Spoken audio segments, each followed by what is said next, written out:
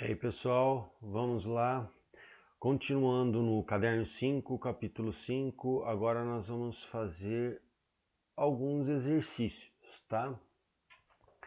E vamos apenas lembrar o seguinte: quais são as três propriedades físicas que determinam o comportamento de um gás? Como foi dito na aula, são elas pressão, volume e temperatura. Tem que memorizar isso, tá? Pressão, volume e temperatura. Porque na próxima aula nós vamos falar das leis físicas dos gases. O que os cientistas estudaram e como que esses três vão influenciar nos gases. Então, se eu olhar essas alternativas, qual a alternativa que fala que um gás é descrito por pressão, volume e temperatura? Se nós olharmos aqui, a alternativa correta é a alternativa D. Tá bom? Beleza. A próxima. Vamos lembrar o seguinte. Eu disse na apresentação que o planeta Terra ele tem uma camada de gases que fica em volta do planeta.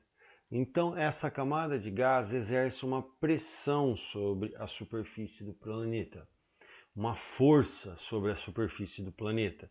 Então, essa força sobre a área é a mesma coisa que pressão, e ela é definida como sendo pressão atmosférica. Olha a primeira frase do exercício, ela já começa ensinando alguma coisa.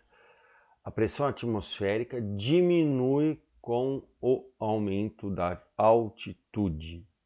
Ou seja, quanto maior a altitude, menor a pressão, e vice-versa.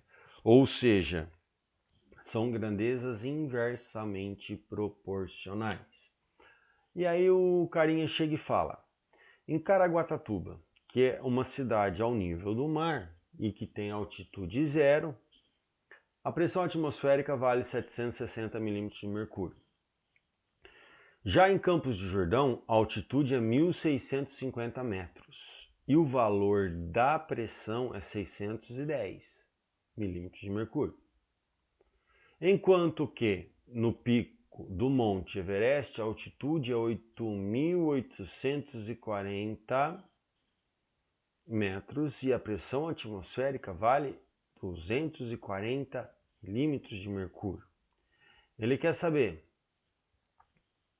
encontre a pressão atmosférica em Campos de Jordão e no Pico Everest, só que é para vocês determinarem isso para mim, não em milímetros de mercúrio, e sim em atmosferas.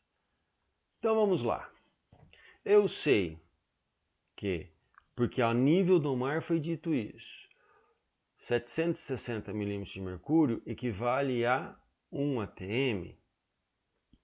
Quando eu jogo para 610 milímetros de mercúrio, que é o que acontece em Campos do Jordão, qual que é o valor da pressão em atmosfera? A gente consegue encontrar isso fazendo uma regrinha de 3. 760 vezes x, 1 vezes 610. Ah lá, 760 vezes x, 1 vezes 610. 610 vezes 1 dá 610, 760 vezes x, beleza. Para isolar o x, eu passo 760, que está multiplicando, para o outro lado ele vai dividindo. Então fica 610 dividido por 760, isso me dá uma pressão de 0,8 atms. Agora, como que eu calculo no Pico Everest, do Monte Everest? Eu sei que 760 milímetros de mercúrio tem 1 atm. 240 milímetros de mercúrio equivale a Y. Ótimo. Regra de 3 novamente. 760 vezes Y, 1 vezes 240. 760 vezes Y igual a 240 vezes 1. Para isolar o y, eu pego 760, mando para o lado de lá. Aqui ele está multiplicando, do lado de lá ele vai dividindo, ficando 240 dividido por 760, me dá um número de 0,31 atm. Dúvidas a gente tira quando tiver com a aula online, tá bom? E agora vem um exercício do Enem que eu acho que é um exercício bem maldoso, mas estamos aqui para resolver com vocês.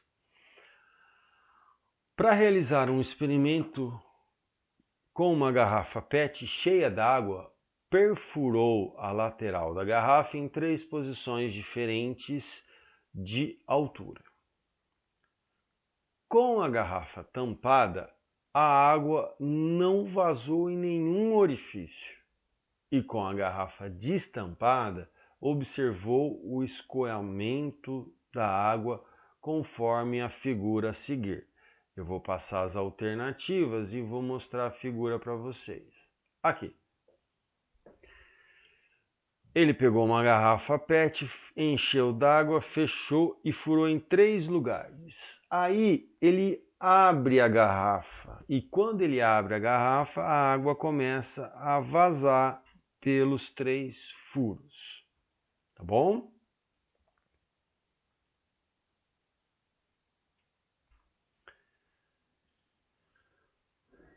Como a pressão atmosférica interfere nesse escoamento da água nas situações com a garrafa tampada e destampada, respectivamente. Com a garrafa tampada, a água não sai.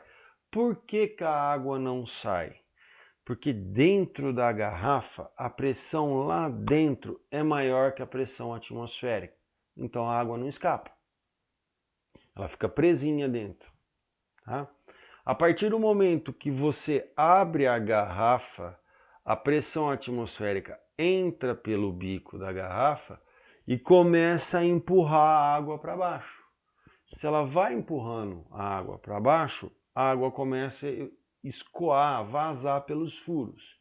E aonde será maior o vazamento? Em qual orifício será maior? Nesse primeiro aqui ou no último lá embaixo? A resposta correta é no último lá embaixo. Por quê?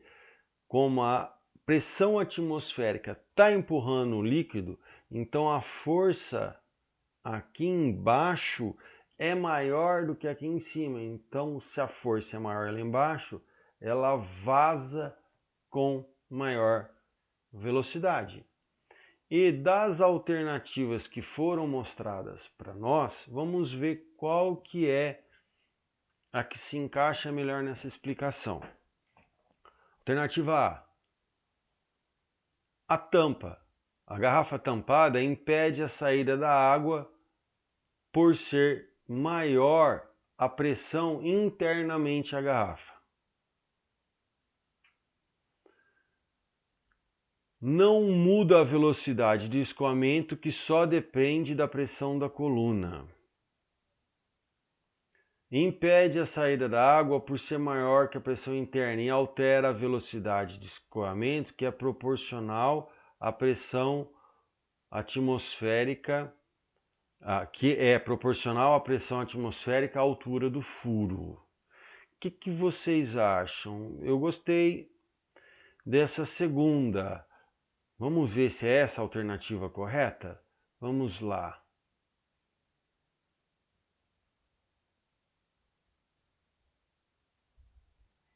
Opa, eu marquei errado aqui.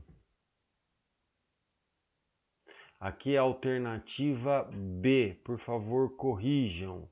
Eu acho que eu coloquei A na correria de digitar. A alternativa correta para o terceiro exercício é a alternativa B. Com a garrafa tampada, impede a saída por ser maior. E aí a altura do líquido, a medida vai interferir na velocidade do furo, porque à medida que a pressão vai forçando o líquido, aqui embaixo a velocidade é maior.